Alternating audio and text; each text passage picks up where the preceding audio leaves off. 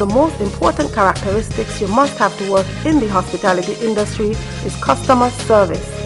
It is the most important skill you can have, not only in the hospitality sector, but also in life. This is our product, this is tourism. Every individual on this island benefits from tourism. So we all have to play our role. Keep our island clean, look after our visitors. Just keep on jamming, we love you.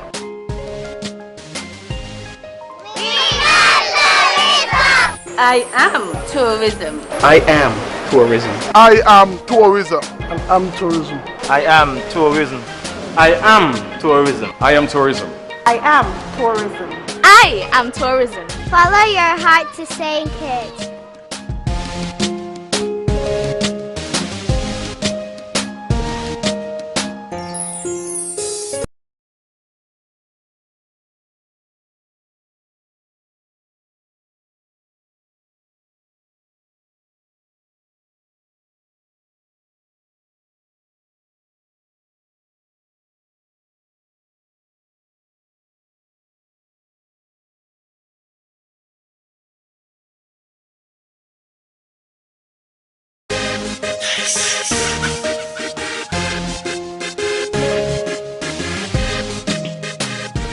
Tourism matters because it is the engine of sustainable development. It is an industry poised to revolutionize our nation.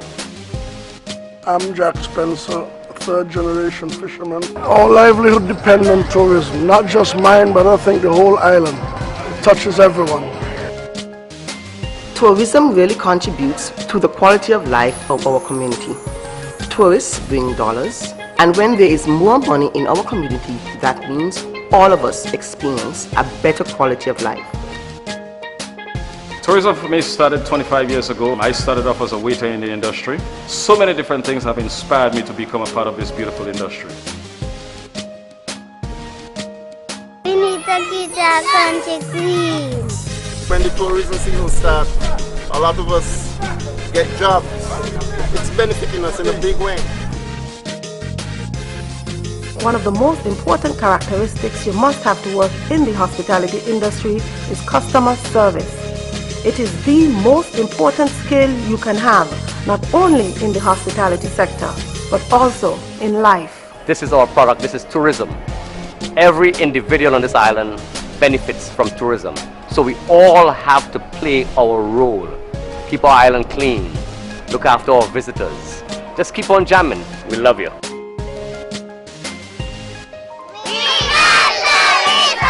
I am tourism. I am tourism. I am tourism. And I'm tourism. I am tourism. I am tourism. I am tourism. I am tourism. I am tourism. Follow your heart to St. Kitts.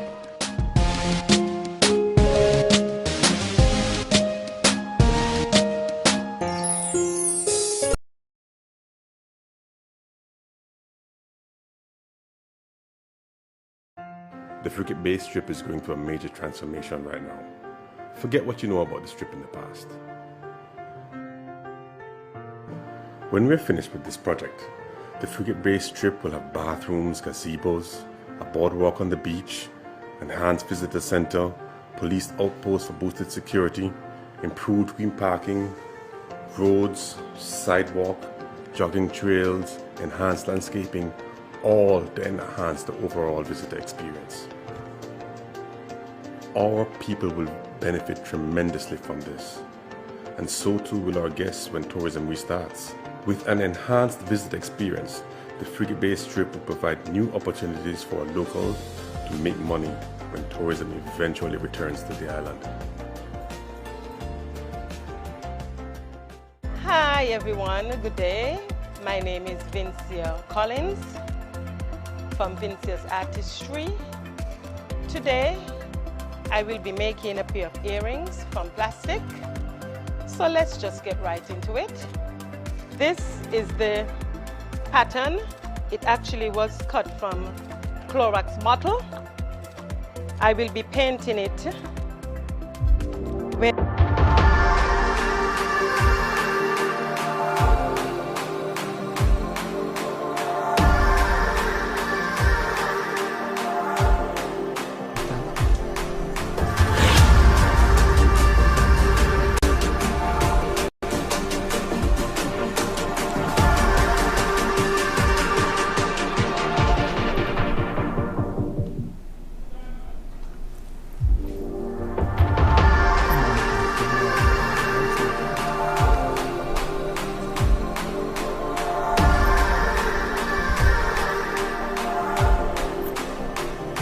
What's wrong with the monitor?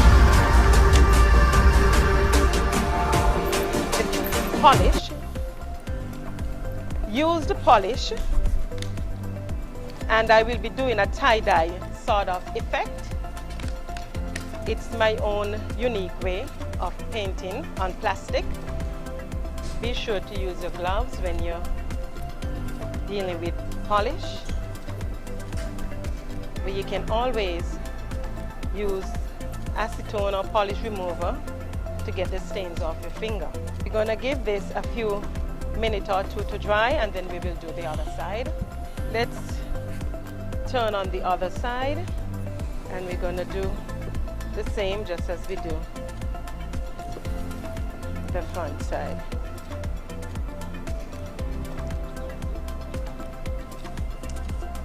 Look at that. Isn't that unique? After this has dried, we will then enter the air wire. Our earrings has fully dried, so we're now going to put in the air wire. So we're going to use the tip pin, and we're just going to paste the earrings. Put both of them together, preferably.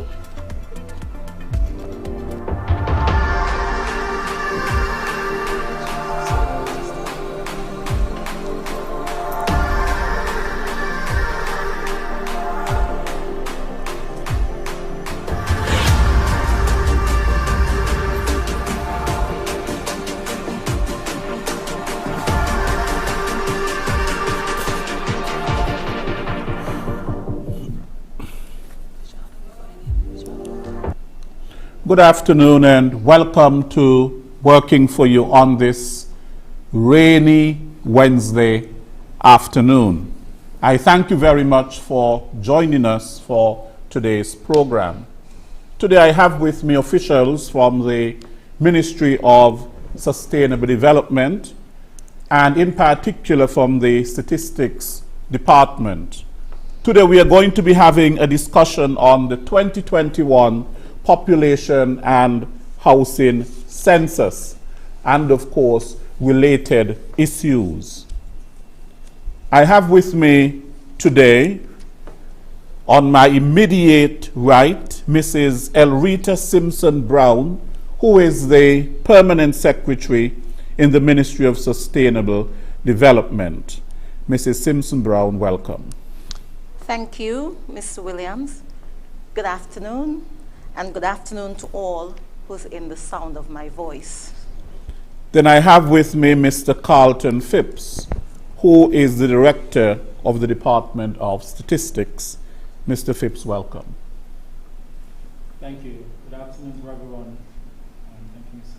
Williams. Right. I have Mr. Cornel Williams, who is a social statistician and demographer. Mr. Williams, welcome. Good afternoon, Mr. Williams. Thank you for having us here this afternoon. And Ms. Samantha C. Huggins, who is a senior statistician with responsibility for data dissemination and advocacy within the Department of Statistics. Ms. Huggins, welcome. Thank you. Good afternoon, Mr. Williams, and good afternoon to everyone under the sound of my voice, and thank you again for having us this afternoon. It is indeed a pleasure to have all four of you here for today's program. And as I mentioned before, there will be a discussion on the 2021 population and housing census. The Department of Statistics, or the Statistics Department, celebrated recently a week of activities which took place from the 11th of October to the 17th of October. So I want to begin with that, and I would ask, what were some of the highlights of that week? The statistics, the week of activities. Okay. Who wants to begin? I guess I will begin with that one. Okay. So, as Mr. Williams just said, we celebrated our Statistics Day week of activities from the 11th to the 16th of October. On Sunday, the 11th, we worshipped at the Unique Touch Christian Center in Sandy Point under the leadership of Pastor Clive Saunders. And on Thursday, the 15th, which was observed as Statistics Day, we celebrated under the theme Connecting the World with Data We Can Trust. And that day, the department decided to have our prize giving ceremony for the various competitions that we would have introduced to the public during September. Those competitions being the Tagline competition, which was open to the primary school students in grades 4 to 6, the slogan competition, which was open to high school and college students, and the logo competition, which was open to the general public. The winners of each of those competitions were announced and awarded their prizes on Statistics Day. The winners namely being, for the Tagline competition, we had Mr. Azan Hali from Wasp Preparatory. For the slogan competition, we had Mr. Tyreek Jeffers from CFBC. And for the logo, we had Mr. Alvin Thompson. One of the highlights of the week that I was particularly favored for was on Friday, the 16th of October. It is a norm for the department to normally have a retreat for the staff members to end the week of activities. But this week, we decided to forego that event and instead decided to go out into the community and give a little bit of cheer, you would say, share a bit of love, seeing that we will be in the community shortly requesting information from the different households across the country.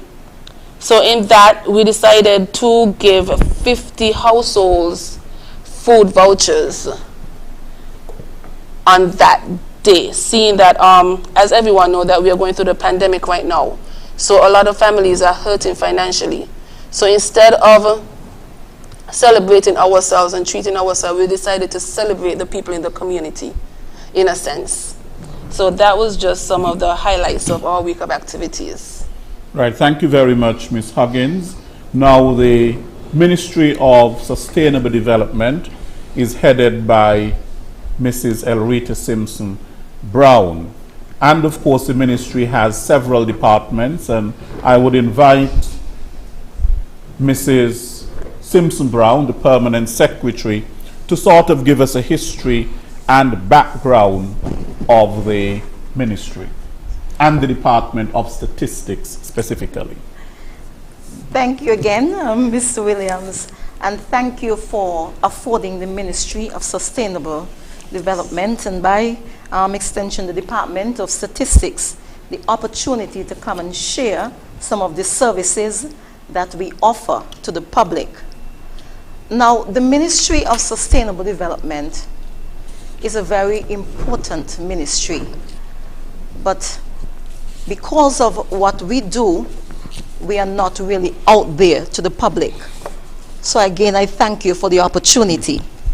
Now, I say it's a very important ministry because of the mandate that we have.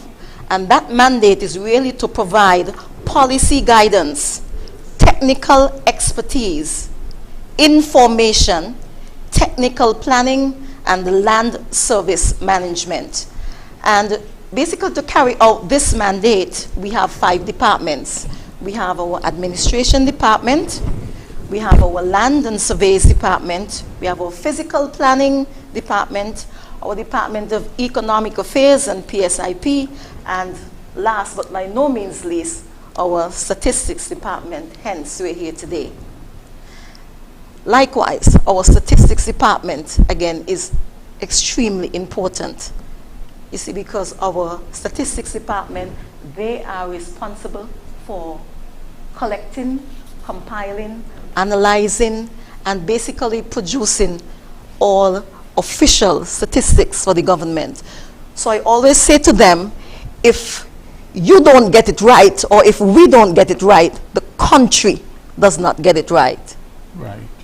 And so the Department of Statistics, one of the major event that they do is a housing and population census.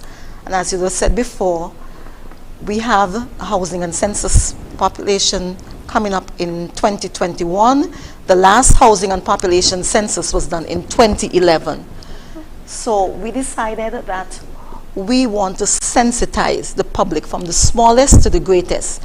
Hence, we would have set up some activities, starting with the week of activities that started in September, and we'll be going right down to September of 2021, ushering in the 2021 Housing and Population Census. And the department would have worked extremely hard in putting this together. My role is permanent secretary. So I am not really here to really take the forefront from the department, because the director is here and two of the statisticians, being the social statistician and the economic statistician. So they are the ones who are going to tell you what they have planned. My role is basically to give support to them. So without further ado, I will turn it over to the director, who is Mr. Carlton Phipps, and I will come in, if needs be. Right. Now, of course, thank you very much, Permanent Secretary Simpson Brown. Giving support is extremely important. And of course, as you mentioned, the work of the Statistics Department is extremely important, because you're not only looking for statistical information, but that information, as you hinted, too, is used for planning and policy making. Correct. Which is very important. Now, before we even get into the 2021 population and housing census, this might be a question for dummies. What is a population and housing census? Mr. Phipps. The population and housing census basically counts all households, all persons within the country. The housing aspect of it, it speaks. We also gather information on the housing condition, the living conditions of persons on the island. So a combination, as it says, population, count, and housing, also gather information on the characteristics of the housing condition of the person. Right, so there's a difference between the census and there's a difference with the population. You can make a distinction, can't you? Well, the census being the count of all residents, all households on the island. As I say, but in the count of every single household, every single person, there is that breakout in terms of looking at the actual the persons and the housing condition of persons. Right, and a census is held every decade, every 10 years. Yes, Normally. Right. Now, where do you actually find the population data? Where are some of the places that you get population data from? Population and housing data is housed within the Department of Statistics. We have a website where you can access this data. There's also a Facebook page. You can also come in person, or you can call one of the many extensions at the department, and we're happy and willing to provide this data for you. Mm-hmm. Right, so the data can be found at hospitals? In some cases, yes, you can, but the primary point of contact and retrieval is actually at the Department of Statistics. Right. And its various agents like the website, Facebook, etc. Right. Now, of course, over 10 years, you have shifting demographics, because you have people who move out and you have people who move in. You're sounding very much like a statistician over there. But yes, that is very much correct, and you're referring more to the migration side of things. Yes. Persons entering the country, persons leaving the country is one of the main agents of population change in St. Kitts and Nevis. Mm-hmm. But it's only one of three. On one arm, there's a birth. People are born, so that way they enter. People die, unfortunately, that way they leave. That's two, and the third, of course, being migration, persons entering and leaving. You put those three components together and you get population change. So that's one of the more vital parts of the whole thing, and actually I'm glad you referenced it, because it built on the census. The census is key and critical in getting the population at a single point. But once you have that, you can only gauge changes thereafter if you have the agents during births, deaths, and migration. So you put it all together to get your population change and characteristics there within. Right. Now, within the population, there are certain things that you are looking for. So you're just not making a count. There are certain things that you're looking for. What are some of these things? I suspect that race and sex and that sort of a thing and so on. Like, for example, over the years, we've had a lot of Hispanics coming here. Mr. Phipps. And as you say that the information that is collected on households or on persons are somewhat detailed. The characteristics, the general characteristics of persons, as you said, ethnicity, religion, gender. There's also additional sections on education, employment, etc. So this is, as you say, once in every 10-year exercise in which we collect detailed information of the residents of the country. So that covers the gamut of information covered by person. But also there's, as I already indicated before, there's a host of information that is collected on the housing condition, what sort of roofing material the house is made of, the materials of the wall, during what period of time that household was built, so, and the sort of amenities that are within the household. Not that we're trying to pry into person's private information, but we want to measure the standard of living of persons, households have improved over time. So that is the real purpose, because all this information is intended. Yes, students use it, persons from the general public will use such data, but the key importance of the information is to assist with planning and policy making going forward. So we collect data, as you say, on a 10-year basis to help us plan for the next 10 years and beyond. Right, so you collect the data, and after you would have collected it, you have to compile it. Yeah, and then of course there has to be some sort of a analysis done of that data. And then what you do, you have to publish something, and that in itself would inform government. Evidence-based. It's evidence-based. Yes. Mr. Williams, tell us a little bit about the process from beginning to end. I know I mentioned some of this stuff, but could you outline the process in terms of, and Mr. Phipps mentioned something important too. It's important for people to know why you are collecting data. Yes. Because some people feel that you just want to pry into their business, but they don't realize that the collection of that data is really to help them in the long run. That is most correct, and Mr. Phipps would have given a very good summary of what uses there are for the data, especially from the policy standpoint. And a lot of persons don't realize when they're speaking, when they're referencing facts and figures, they're actually quoting stuff that they got from the census, as simple as it looks when you speak to the population of St. Kitts and Nevis. You hear people spewing numbers, 50,000, 49,000. That number can only officially come from the Department of Statistics, and the main point of generation is the census and estimates thereafter.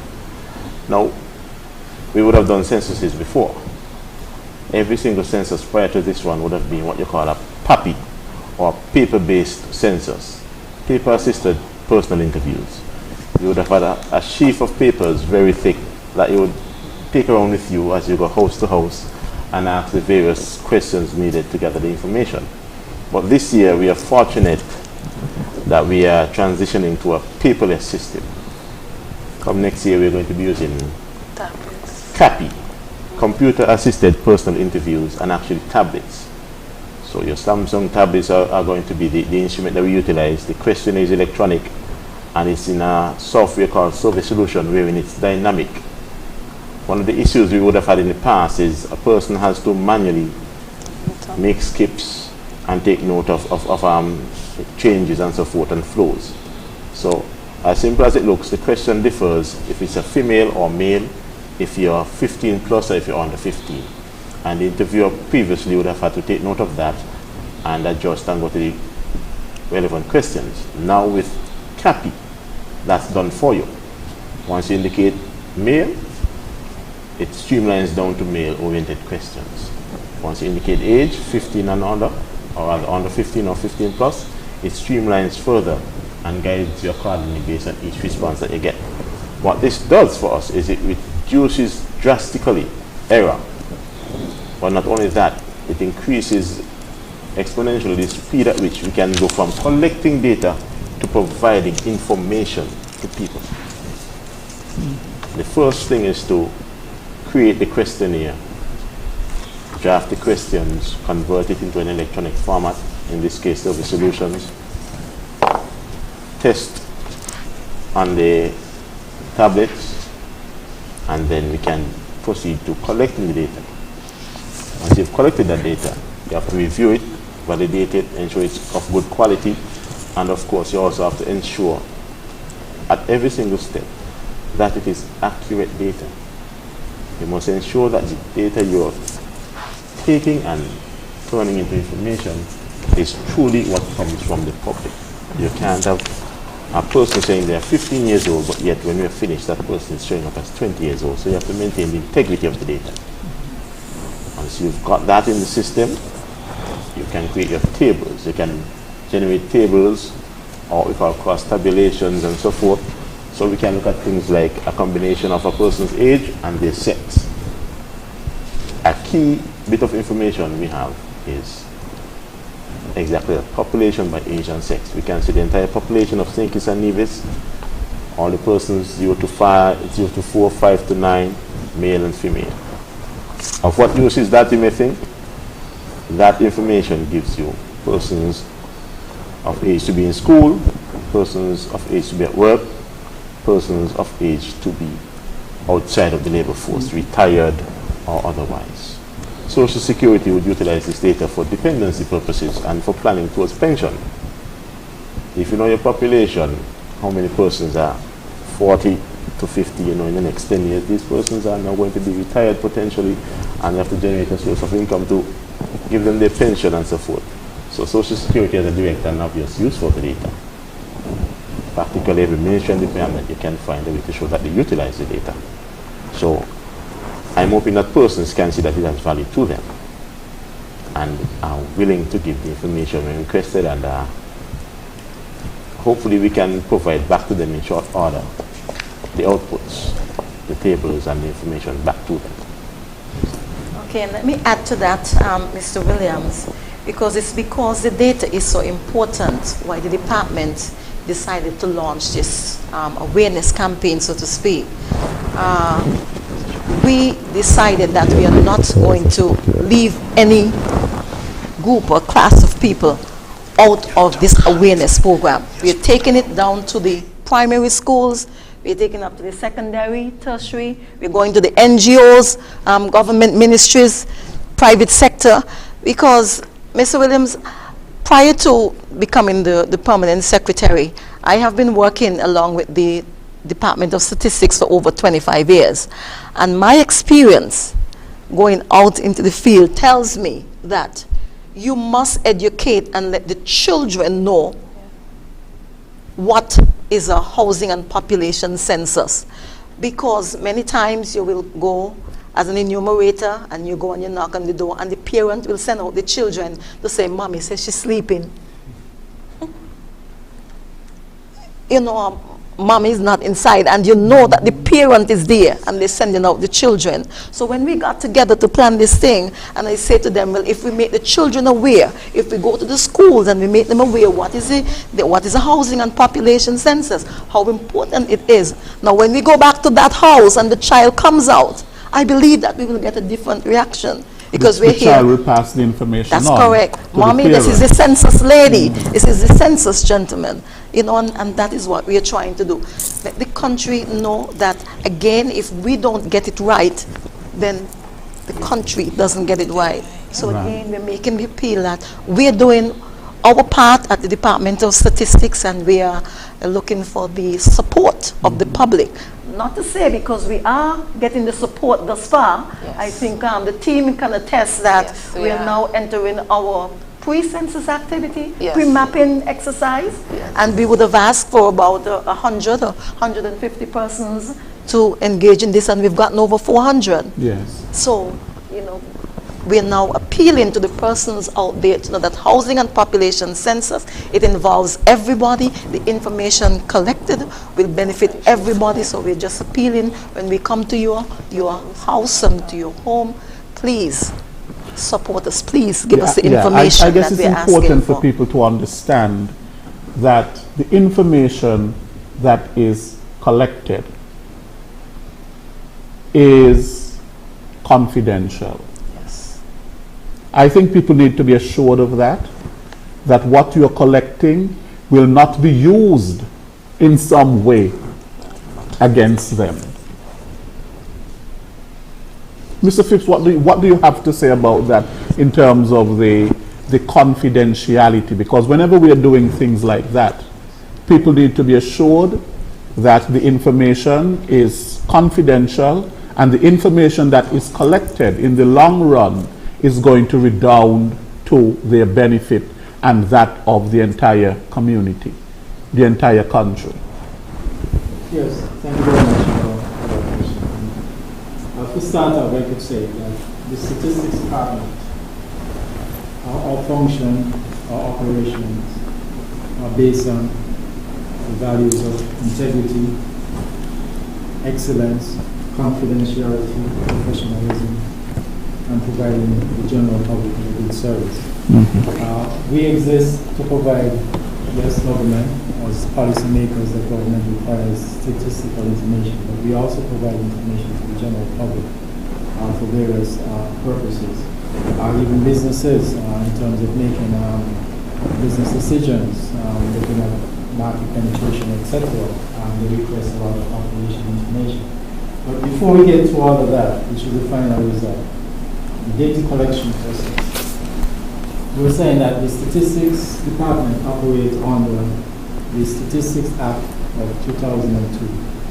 And this act ensures the confidentiality of information that is being provided by households, by persons. There are penalties that are involved if officers of the department release any information without, and this is said, without the written permission of that particular individual. So there are penalties, there are fines on the books that can be levied against any officer who, without lawful authority, releases any such information. And I think it's very serious. Our data, as you say, we collect data from households. That data is only consolidated and published for statistical purposes. So the manner in which that we will publish such data, it will not be possible to identify any particular person and a particular group within that data set. To add to that as well, our enumerators who go out in the field, they are required to take an oath. That is how serious. An oath of confidentiality. Oath of confidentiality. That is how serious the department takes information. Right. Now the data that you collect, how do you go about assessing its, I don't know, the reliability or the validity of such? Because, I mean, people have to provide data that is reliable. In other words, somebody can come and give information that is basically not factual, and that is not true. So the importance of those persons who are providing the information to be as truthful as possible with the information that they're providing. Mr. Williams, I see you're there. You want to say something with respect to that? He should say something. He's a social statistician. Yes, This is an area that we take very, very seriously, and we take every precaution to ensure that the data is gathered truthfully. In the first instance, we ask the respondents to be forthright and honest with their responses to the questions. Part of that is ensuring that they understand this is for no purpose except for the good of the country and for your own good. There is no negative effect that can come back at you for providing this information. And also the persons collecting it actually. You have the person that conducts the interview, that's the enumerator. That person is also then supervised and their collection is fact-checked. The supervisor has a responsibility to go back to a portion of those households and then verify that the person actually came to that household and conducted an interview, and that these were the responses given, and that these responses are actually truthful and factual to the best of their knowledge and ability.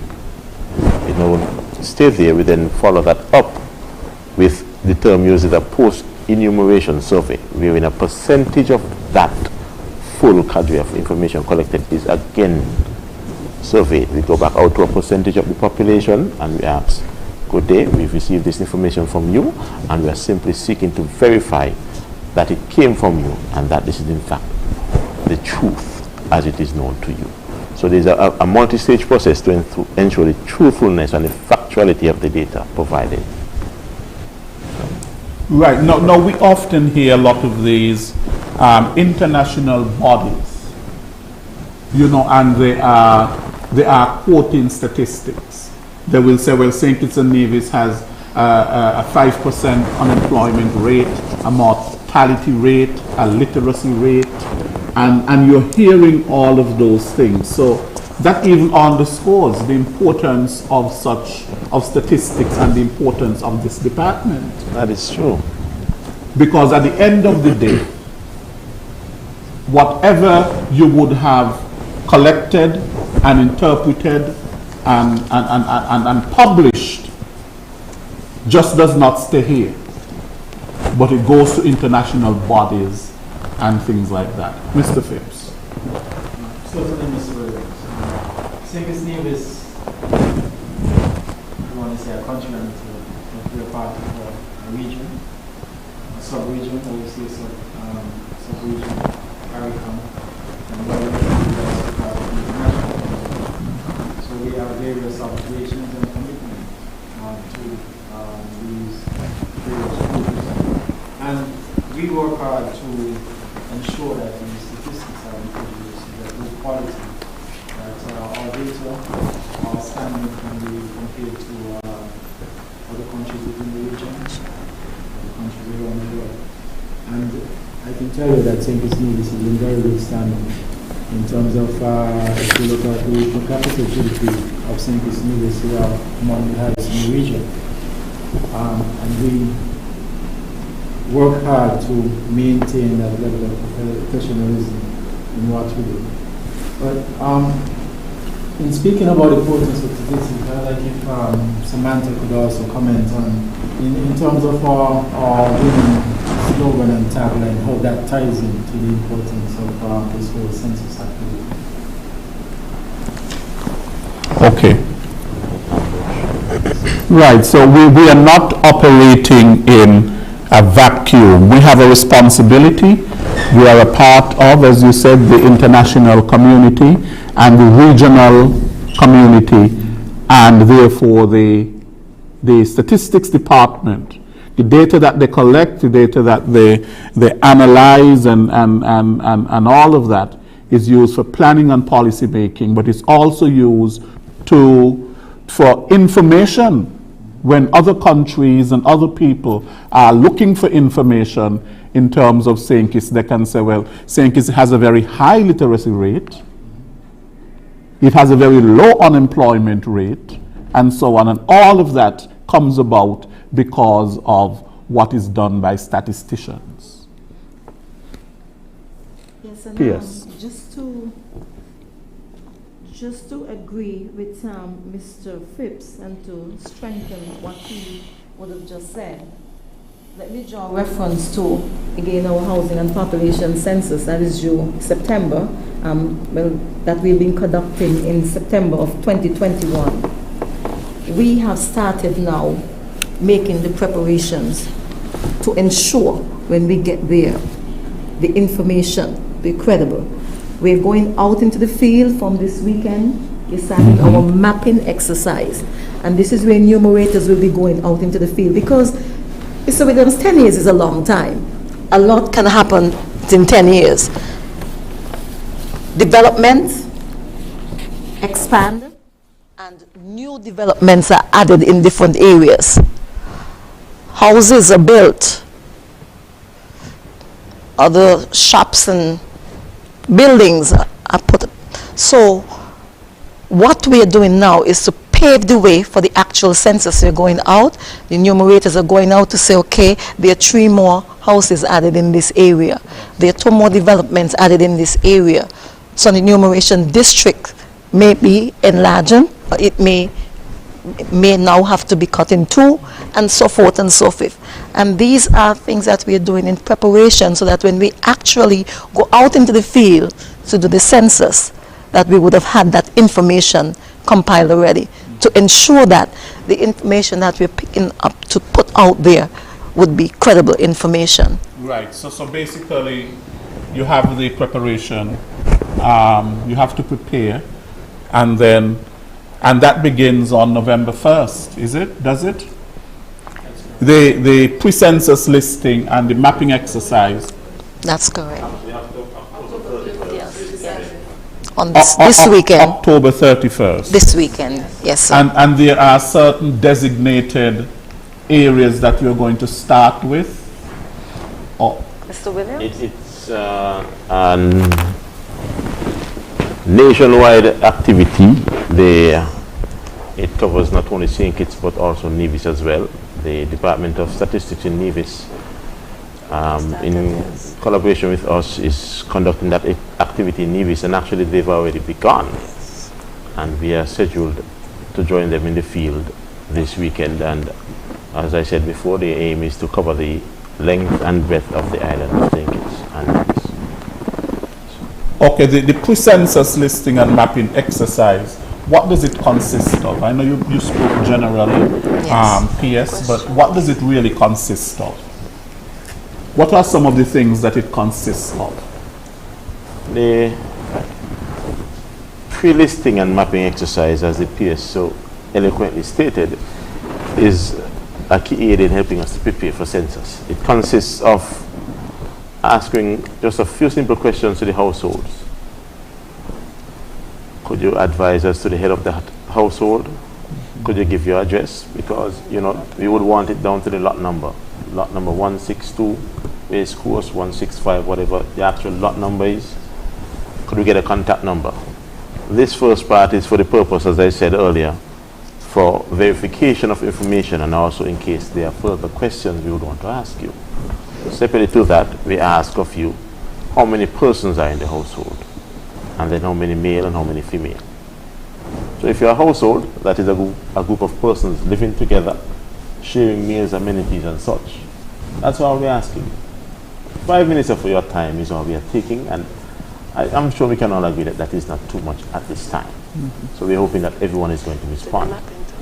Separately to that, actually, there is the mapping aspect of it. The maps are based on what we call enumeration districts.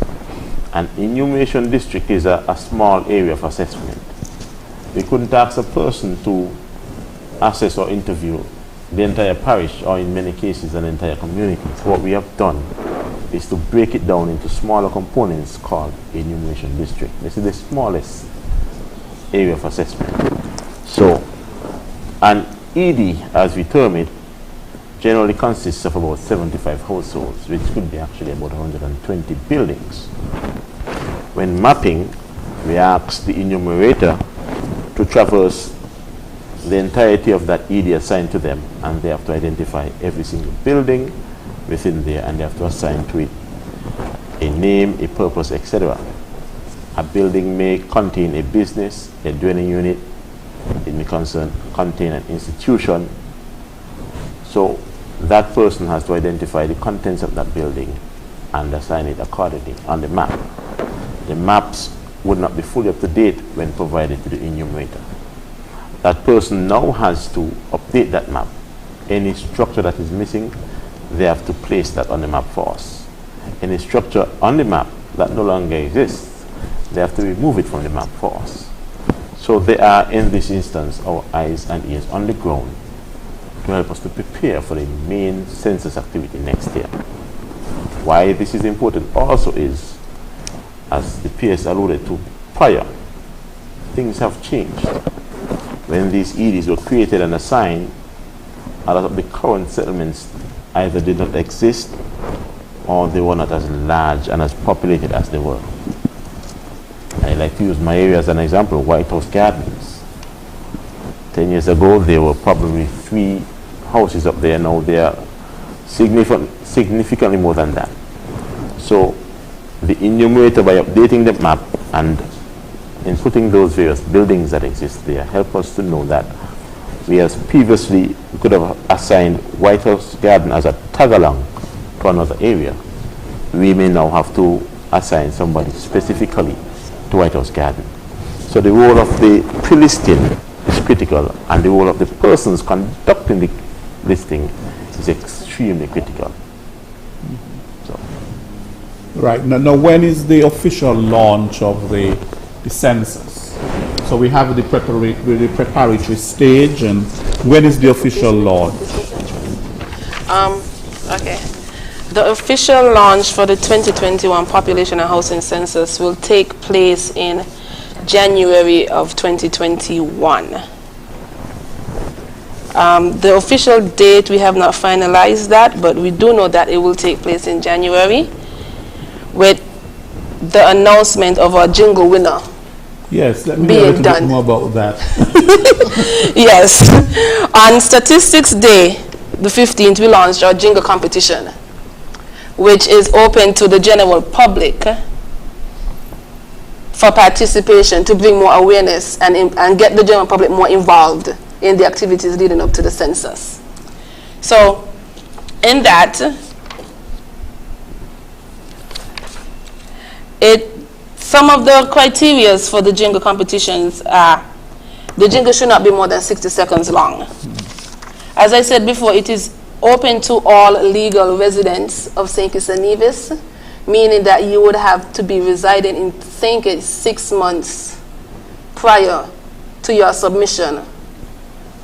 And the jingle should be submitted via digital format or CD to our email address, which is statistics@kn.gov. And for the full list of requirements and guidelines, you can visit our Facebook page and our website. Our website address is www.stats.kn.gov. The deadline for this competition is December 15th. So you do have a bit of time left to submit your submission, your jingle. And we are hoping that we will get a large amount of submissions like we did for our previous competitions. Okay. So that's the jingle, and of course people like that because it's very catchy and so on, and you know, a jingle can teach a lot, but at the very same time it is very exciting to listen to, and children, especially children is very catchy and so on. So that is an important way, of course, to market the whole population and housing census through this jingle. Now the Department of Statistics, people might think, well, look, it is only census that the department does. So I wanted to educate the public in terms of some of the key statistics that is produced by the Department of Statistics. Mr. Phipps. Yes, sir. The Department of Statistics, not many persons know about us, apparently, so it seems, because from time to time we have students, let's say, even from the college, from Mr. College, maybe one of the statistics department before. It's only because perhaps Metro sent me to the Yes. department, so I know where you're located. Because they have to do, especially Caribbean studies and so on, they have to do. What sort of data that you can get there. But we do publish a wide range of statistical information. And if I could break them down under two general headings, business and economic statistics and social statistics. Under the business and economic statistics, we have our gross domestic product, our GDP, which really just measures the performance of the economy in terms of economic activity. Balance of payment statistics, or sometimes referred to as external sector statistics, where we measure the transaction between SKNIS and the rest of the world.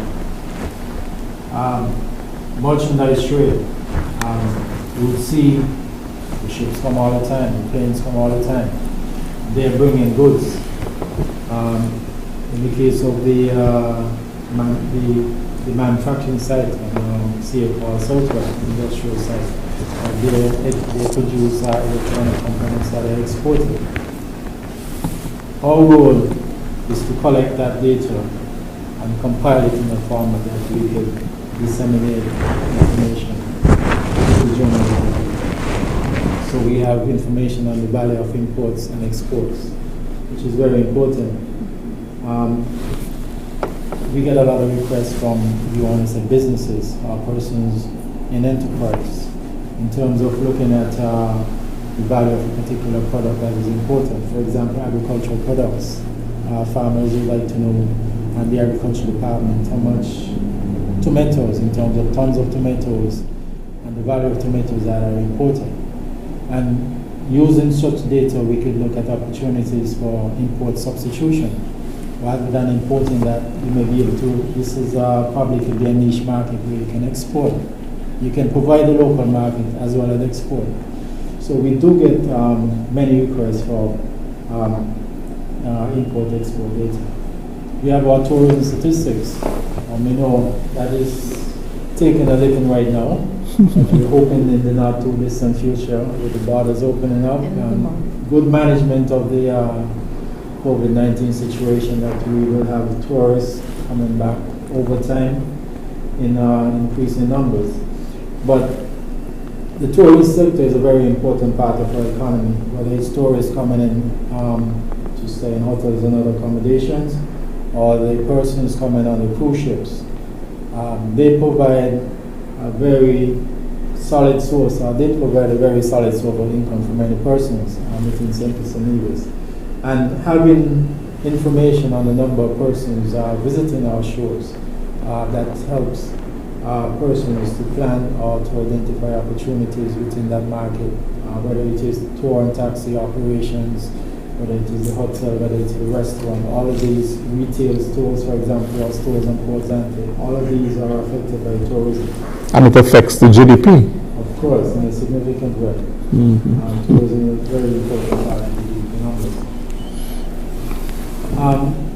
But just, and there are a couple others, production data in terms of, we say, electricity, water, or the manufacturing produced.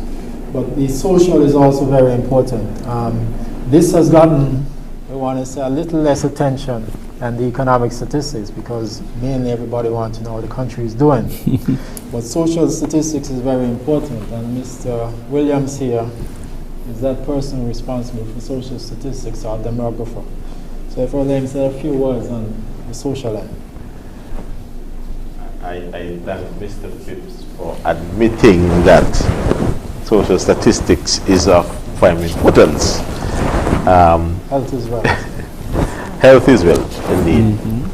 So in the same way that there are various areas of concentration on the economic statistics, there too are various areas of concentration on the social statistics. You've got crime statistics. I know that unfortunately has been one of the areas that a lot of persons have been asking questions about. Crimes committed, reduction in crime, thankfully, etc. Right now, education statistics, enrollment in schools, in primary school, secondary school, ratios, how many persons of age to be in school are actually in school, how many persons have gone on to the tertiary education, completed subjects, etc. Health, vital statistics, births, as I said before, deaths and rates. Crude birth rate, crude death rate, the number of persons being born per 1,000 persons in the population, 100,000 persons in the population, the number of persons dying per 100,000 persons in the population. We are actually also responsible for labor force, employment and unemployment statistics, not for employing persons. So through the labor force survey, the country poverty assessment, and even the population and housing census, we provide data with regards to employment, the number of persons employed, the percentage of persons employed and unemployed. Poverty, I just referenced it. We just concluded the country poverty assessment, and that is what another very detailed activity that we conducted, providing rich information with regards to levels of poverty within the Federation, and not just poverty, but also indigence and vulnerability. Indigence refers to the ability to feed yourself, but not much more, whereas vulnerability speaks to the fact that you are able to fend for yourself and your family. However, should there be an external shock, as we just had, and that happened with COVID, you find yourself unable to maintain yourself and your family at a particular level considered non-poor. So vulnerability coming out of the CPA would have been a very important factor of consideration, especially now to see how many of those persons have now transitioned, unfortunately, into what could be considered poverty. Housing, we're doing the population and housing census. There's a rich demand and a rich availability of data with regards to the conditions of housing, wall and roof conditions, source of water, source of rather type of fuel for cooking, type of water that you drink, type of lighting, do you have electricity in your house, sanitation, what percentage of the population now utilizes what we call flush toilets or water closets, what percentage utilizes latrines and alternative sources of bathroom and other facilities. Of course, we're referencing population all the time, the various components of population, sex, age, etc., etc., etc. So I need not go there. Migration, persons entering, persons leaving, that's tied directly to tourism. It's more than tourism. It's not just the tourists coming in, but everybody that comes in and goes out, that affects the population.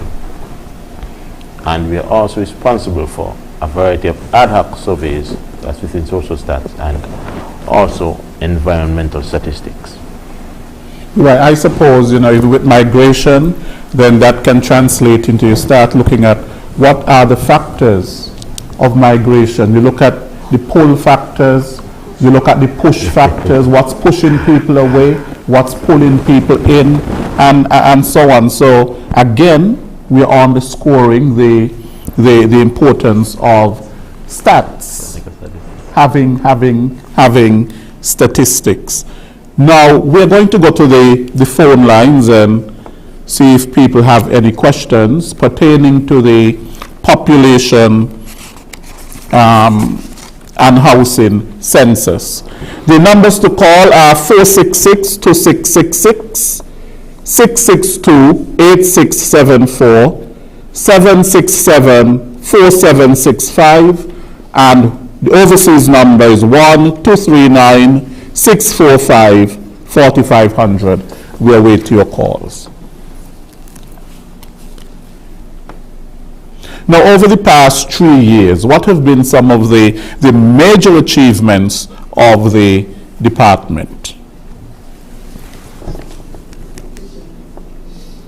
I know we're not going back to 10 years. We know a census is carried out every 10 years, and some people might want to think, and I'm happy that the director sort of said what the department does, because he says it's the best kept secret, and some people probably feel that you only do work every 10 years when you have a census, and that is not so. Yeah, we would have just wrapped up our country poverty assessment, so Mr. Phipps can expound on that a little more. And we conducted a country poverty assessment in the period 2018-2019, where in the process of doing the final analysis of that data. So hoping in the not too distant, well, we're hoping to wrap up the project by the end of the year, because come January 2021, we want to be talking census. Well, I wouldn't say census only, because we still have the merchandise trade, GDP, etc. But in terms of project, major project, we want to be focusing on the population and housing census. But we did conduct, as I said, the country poverty assessment, and we would have gathered information from over 800 households, which represented about, I think it was at the time, about 6.5% of the household population. And from that data, we would be generating estimates of poverty, identifying pockets of poverty within various communities. Mr. Williams also mentioned vulnerability. That is a major part of it. In looking at the vulnerable communities, what we're hoping also coming out of this project is that, having identified pockets of poverty, that in a general sense, that we will be able to, and in an aggregated format, that we will be able to share some of that information with, let's say, the Department of Youth, with social services. So we say, based on our statistical information, we have gathered that there may be an issue in this particular area. So this might be an area in which you, well, you should do perhaps further work, further research in terms of what are the issues within these communities and how we could further assist the persons in these communities so that they can move out of poverty and maintain a certain standard of living above the poverty line. Mr. Phipps, before you move on, when was the last country poverty assessment done? Before 2018, 2019? When was it done? The last poverty assessment was done in 2007, 2008.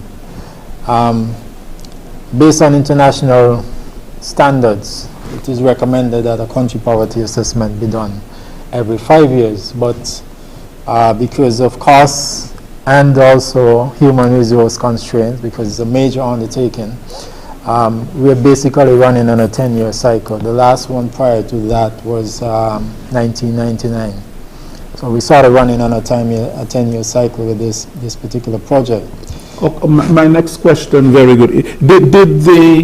For example, we have various, now we have what you call the Poverty Alleviation Program, which is one of the socioeconomic policies of the government that was recently implemented. What informed that, the PAP program? Is it statistics from your department that would have informed that, that program, or that would have helped in terms of that policy making? And because if the 2080, you say the stuff for the results of the 2018-2019 are not published yet. That's correct. So the PAP would have not been informed by that, but rather by the country poverty assessment before. Yes. Okay. Yes. And so the statistics coming out of the 2007-2008 country poverty assessment. And the difference between, if you want to say, this one that we recently did and the previous one is that we included some additional questions on vulnerability, so we refer to it as the enhanced country poverty assessment. But coming out of the previous study, there was about, my memory serves me correctly, around about 14% of households that were below the poverty line, and 1.4% were deemed indigent, that basically did not have enough income to just provide the basic services of food. So looking at those numbers, we did some calculation in terms of trying to estimate number of persons who up to this point, up to 2018, 2019 would have been in an impoverished situation, and in terms of how we could provide some assistance to those persons. We were actually hoping to do the country poverty assessment in 2017, but because of some logistical delays with that, a decision was made to, based on an assessment of the situation from the results from the 2007-2008, that we would try to put something in place and have a review of the whole program once the study has been completed and you have been able to look at the information in more detail. Well, it would mean then that if in the last country poverty assessment, when that was done, and you had, the percentage of people below the poverty line, with this poverty alleviation program and people receiving more income in terms of their households, it means then that that should definitely lessen the percentage of people below the poverty line. Am I correct? You would be correct, but the poverty alleviation program was meant to be somewhat of a temporary assistance to household. With growth in the economy, with the increased availability of employment opportunity. I mean, at the time, our tourism industry in particular has been growing significantly, that persons will be able over time to graduate from the program. Now, we started the program back in December 2018, and since then, we have not had a proper review of the program since then. We have started giving, since the COVID situation, we have had an increase, drastically increased number of applications. Yeah. And now we are looking at the program again in terms of, we would want to ensure that in terms of the persons receiving the assistance are the persons who are eligible and definitely in need of such assistance. So we are having a review of that program as we speak. Mm-hmm. Now, how do you determine, Mr. Phipps, the poverty line?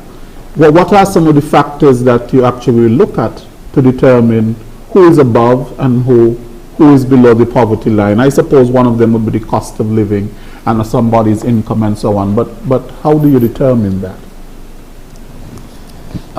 The poverty line, there are international standards in terms of determining the poverty line. One of the things being looking at the household consumption, that the average person would consume, the average adult, 2,500 calories. That's per day. And how much food or how much you would have to spend on particular food items to achieve that level of calorie intake. That in part. There is also, in terms of an exercise we started in 2016, and we're hoping that we'll be able to advance on that some more in the medium term, in terms of doing, as part of a labor force survey where we collect data on employment, we add an additional module to that questionnaire to collect some additional indicators, what we call multidimensional indicators of poverty.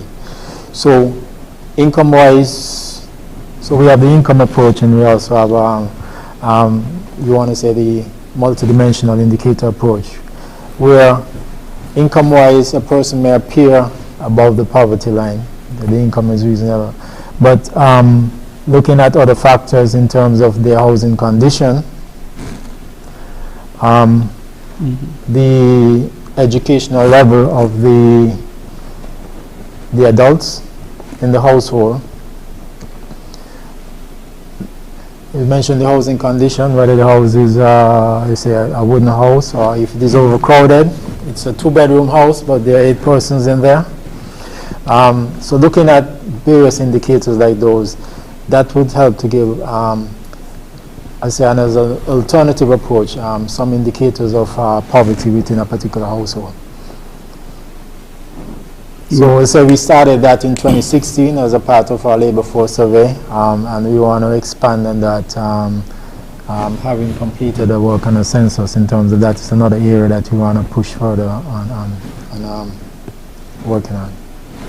Right. Mr. Williams, Sure. As it pertains to the poverty alleviation program, though, remember we were given an amount of $3,000. So that is the measure that we work by per household. Yes. Right. So in our case, it has nothing really to do with the poverty, but just that we are working along this perimeter that the household should not be making less than $3,000 per month. And I should also say, though, that the department works closely, the Department of Statistics works closely with social services in that regard to come about with anything they want to produce in terms of the poverty level for persons, because they have a good program in that regard. So we partner with them when we have anything to do with poverty, conditions of living and stuff like that. So now the United Nations launched the Sustainable Development Goals. There are 17 of them, and of course they said that these goals, these 17 goals, should be achieved by 2030. What is the importance of you collecting data and to inform whether or not we are achieving or not achieving these sustainable development goals? We are a part of the United Nations, and those things apply to us as well. No poverty, zero hunger, the quality education, gender equality, and all of those things. Social statistician, Mr. Williams. Mr. Williams. Just a bit of background information. The Sustainable Development Goals, yes, they mature in 2030, but they are an extension of what existed prior as the Millennium Development Goals. That is the MDGs. Yes, 2000 to 2015, and now we're going from 2015 to 2030. You indicated and referenced the fact that there are 17 goals, but each of these goals have what we call measurables or indicators, and quite a few of these indicators are actually exactly that, measurable. So they are figures. You reference poverty, it's meeting PPP, what's it called? Purchasing power parity, which references meeting an amount of, I think it was $1 per day or whatever the case may be. Yes. In some instances, a lot of these goals, although they're international and they apply to each and every country, by the virtue of their definition and the targets within them, they're more target sub-Saharan countries and other less developed and more impoverished countries. So measurability is primarily by meeting these targets as per the indicators, achieving the poverty achievement, PPP, etc., etc., etc. So where statistics is concerned, we have a list, of course, of the indicators and the targets therein, and we have to work with a multitude of agencies, departments, and ministries to ensure that we're in line with this. The Ministry of Sustainable Development has actually the national focal point, who is not here. Economic Affairs. Yes, Economic Affairs and PSIP, and statistics works along with and closely with Econ, as we call it, to achieve these indicators and to provide measurement of these indicators. Right, so the department has many links in terms of people who help the department with data. So what are some of the key data providers? Many. We collaborate with, as I say, many government institutions. For example, in the production of economic statistics, the source of merchandise trade, the information would come from customs, which you would tabulate that, put it in a form in that it can be used by the general public In terms of our tourism statistics or visitor arrivals, that would be base data from immigration. In terms of the demographic statistics, which Mr. Williams is responsible for, we are working in collaboration with the Ministry of Health, the Ministry of Education, the police, and the crime statistics. We also, in speaking in government organization, employment statistics, we also work in a collaboration with the Labor Department and the Social Security Board. That, as I say, as we spoke about the labor force statistics, the nature of that study in which we are conducting a household survey, that is managed by the Statistics Department. But in terms of other sources of labor-related data, for example, in the case where businesses are laying off employees, by law, they have to inform the Labor Department. So in terms of, for us looking at number of redundancies, we would have to source data from them. In the case of Social Security, persons have to pay their Social Security and levy. Reporting employment data, so they would have number of employment by industry, number of male, females employed, etc. So all these are sources of information that that we get. We looked at it as the Statistics Department, although part of the ministry, is also part of another group which we call the National Statistical System. So there are various other agencies within government. As I said, the Ministry of Health, they do their thing when it comes to health statistics. Ministry of Education, they have their own statistical unit. But the Statistics Department is part of this group as more or less, and by law, it is in the law, as the coordinator of the National Statistical System. So we work along with all these various ministries, departments, and agencies of government in terms of not just sourcing the data, and it's an area which we need to do, I would say, additional work, is that in statistics, we have gone through the length or breadth of receiving training in statistical methods and techniques. So our role in part, as part of outsourcing, is training the persons in the various agencies so that the statistics, the data that we get from them is of a good quality. Mm-hmm. And we can easily work with that data in terms of putting out that final output. So I think that is a very critical part of our operation that sort of happened behind the scenes. It doesn't make any sense that we get data from a particular institution, and one, we don't know how it was put together.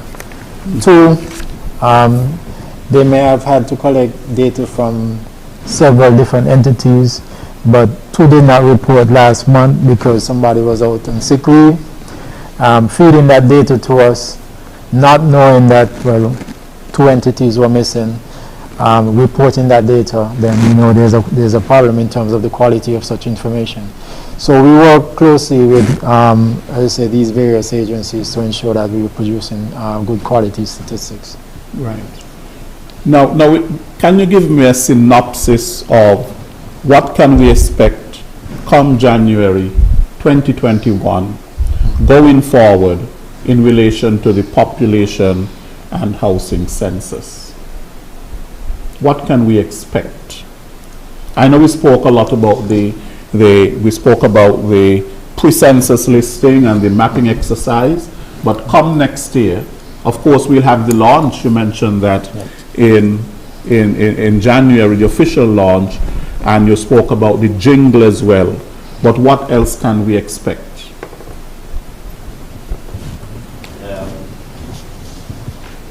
Next year is, of course, the vast majority of the activities re-census.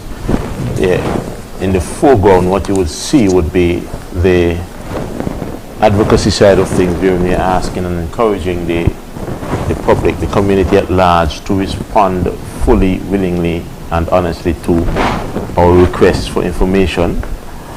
You have the competitions that you referenced; those will be going on in the foreground, but the majority of work will take place behind the scenes up until the point of entering the field for the actual survey come September of next year. We have to finalize the questionnaire. We have to test the questionnaire, and testing the questionnaire is more than just making sure that the questions make sense. It's testing it in its new form, an electronic form on a tablet, to make sure that the flows work correctly, that the logic that we've input is correct and practical. And we have to test the entire system from the point of going to a person's house and asking them the information, to getting an output from the program on the tablet, to having an actual table or a presentation of a compilation of information. So next year is fine-tuning, testing, executing, and hopefully by year's end, offering to the public and the nation at large at least a brief overview of the output, i.e. by the end of next year, we're hoping that we can come back and say to you that your population as at this point is now this. It was 47,196 coming out of 2011, and by December next year, we want and we should be able to come and tell you your population is now this, male, female, etc. So correct. Next year is internal and external. It's training of as basically saying training the enumerators, field assignments and so forth. But you see, I was going to steal Samantha's thunder and say that next year is you, me, us 2021 Census, which is the winning slogan from the competition we had last year. I'm sorry, last month. You see that? You, me, I us. shouldn't steal. I'm getting in trouble now. 2021 But yes, Census. 2021, ladies and gentlemen, you will be hearing more and more from us, whether it's on a medium such as this. Hopefully we're going to be sending you some stuff via your phones, flooding the social media scene, Facebook, Instagram, whichever and whatever it is. We want to put the message out there loudly and consistently. We want no person within the Federation of SKNIS and NIVIS to be able to say they were not aware. Correct. We want no person within the Federation of SKNIS and NIVIS to be left feeling that there is no need for them to participate and to contribute. We want everyone to feel and to understand that there's value in information and that they have a role to play in that information gathering process. So that is next year for us in a nutshell. Okay. Now, do you have to be living in the country for a period of time to be included in the census? Yes and no. There is a 6-month residency requirement for you to be counted. You ought to have been living in the country for the last 6 months, or you could have moved to the country with every intention of being there for at least another 6 months. So you would have indicated and expressed that I have moved here and I intend to stay here. In such a case, you would be counted. Right. What about people who are undocumented? People without any sort of a status. I mean, they're here, but they have no legal status. We do not see legal status when it comes to counting of persons. At no point within the process are we going to ask of you, insinuate to you anything with regards to your status. We just want to know who is here and the characteristics of the people that are here. Your status, whether legal, non-legal, it is of no moment, it has no value to the Department of Statistics in this instance. So I'm starting right here to ask everyone to be willing to respond to the call and to answer us, because I asked that question as the devil's advocate.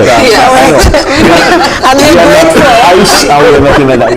We're not touching you like that. We just want questions and answers, and that's it. That's it. I asked it as the devil's advocate because you don't want people to think that you're looking in terms of information on them with respect to immigration. That's right. That's correct. That's right. We're not. So there is no such intent. You are not immigration officers. No, we are not.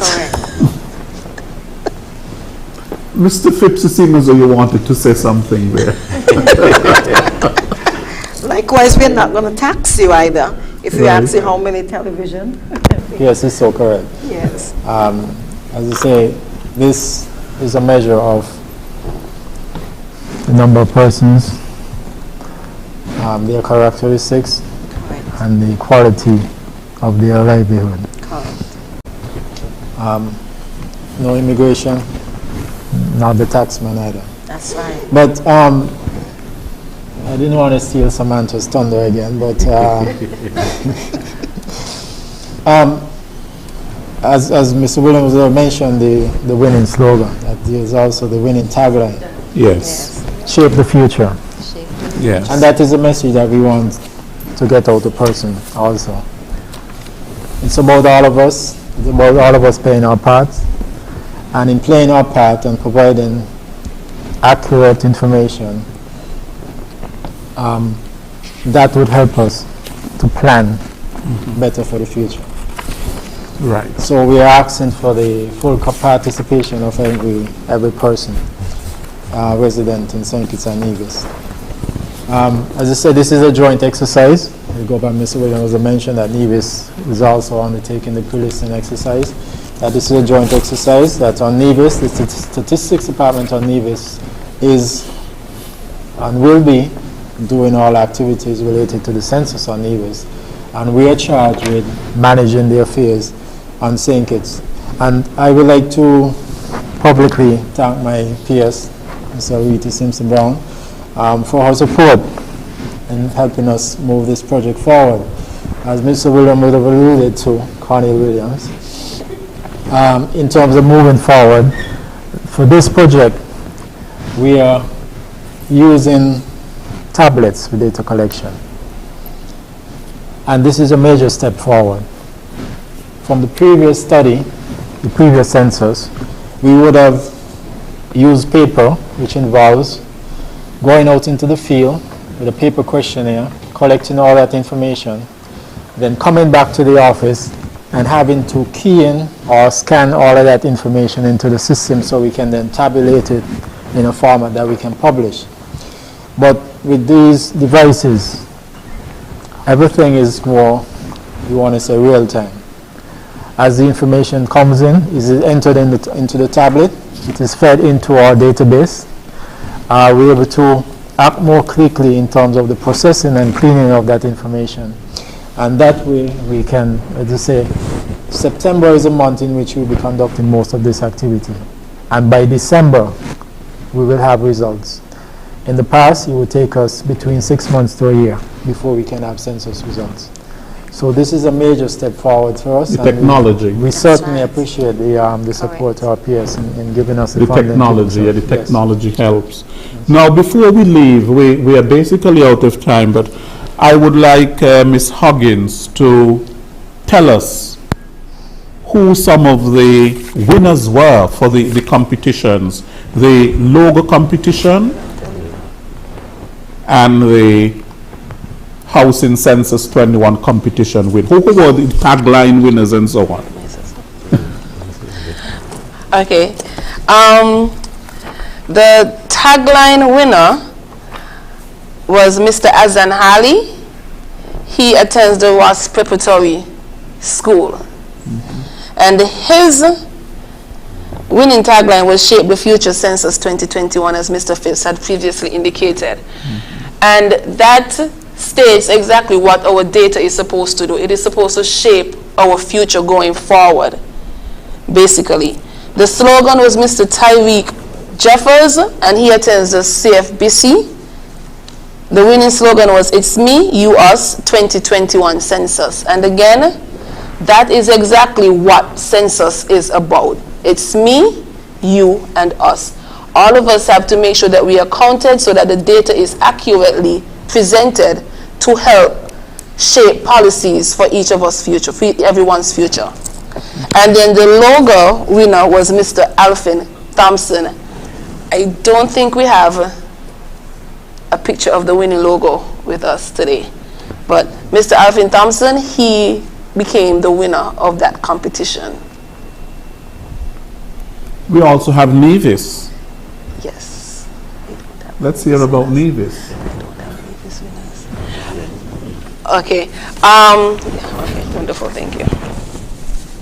So from the Census competition, the winning tagline and the winning slogan were entered into a national competition where the winning tagline on Nevis and the winning tagline on Census went up against each other.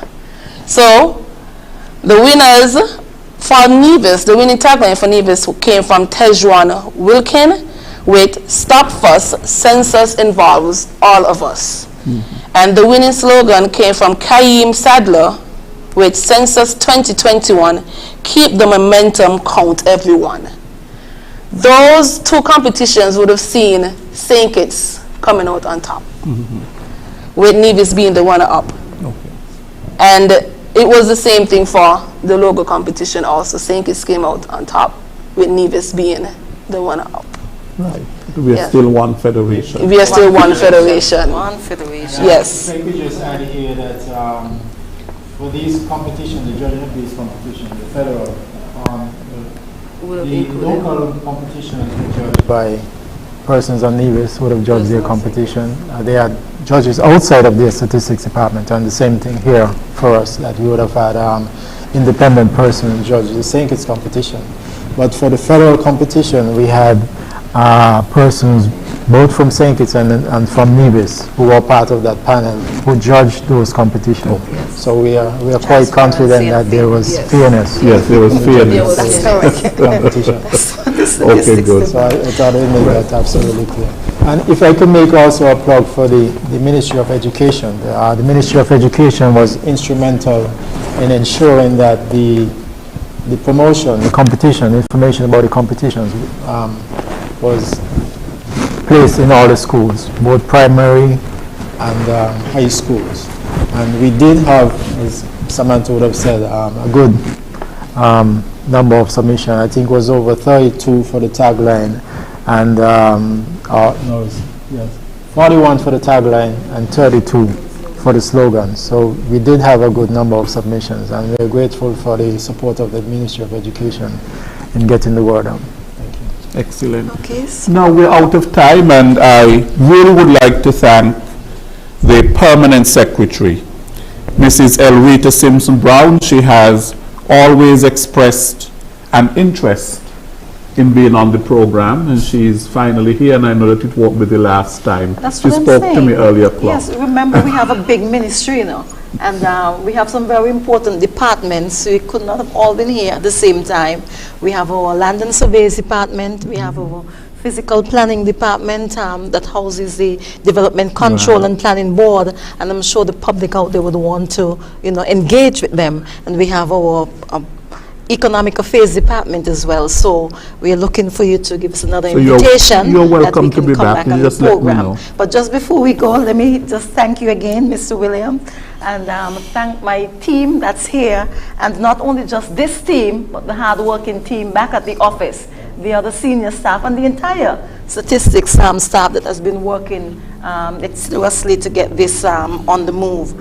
And I just want to say to the public again, please partner with us, answer the questions, work with us, because the information that you give to us can only result in a better standard of living for all citizens and residents of our beautiful federation. Right, thank you, Mr. Williams. Right, thank you. So I thank the Director of Statistics, Mr. Carlton Phipps, Mr. Cornel Williams, the social statistician and demographer, and Ms. Samantha Huggins, Senior Statistician with responsibility for data dissemination and advocacy. Thank you to all four of you. I want to thank all of our listeners to today's program. We didn't have any callers today, but I am sure that people were listening very attentively in terms of the population and housing census, the 2021 population and housing census. Next week we will be back with another Working for You program. Until then, I am Lesroy Williams. Take care.